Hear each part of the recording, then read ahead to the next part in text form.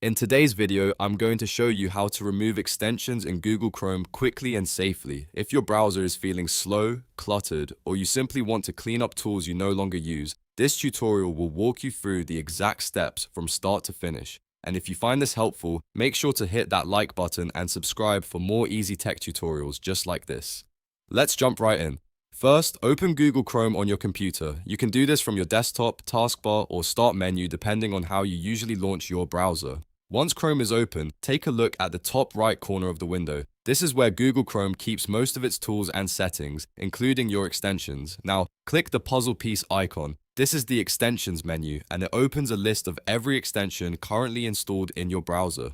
If you use several extensions, this menu makes it easy to see what's active and what you have available. Once the menu opens, you'll notice your extensions listed there, along with the shortcut at the bottom for more control. At the bottom of the extensions list, click Manage Extensions. This takes you to the main extensions page in Chrome, where you can view, control, disable, or remove every extension installed in your browser. If you've ever wanted a cleaner way to manage add-ons instead of digging through settings, this is the place to do it. On the extensions page, scroll through the list and find the extension you want to uninstall. Chrome will show all of your installed extensions here, so take your time and make sure you choose the correct one. If you're not sure which extension it is, look at the name and description carefully before deleting anything. This is especially important if you have similar tools installed. Once you've found the extension you want to remove, click Remove. Chrome will then ask you to confirm that you really want to delete it.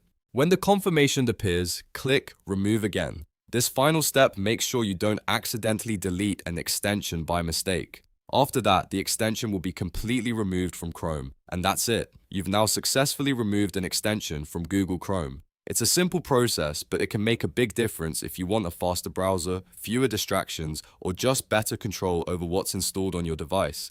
If you have multiple extensions you no longer use, you can repeat the same process for each one.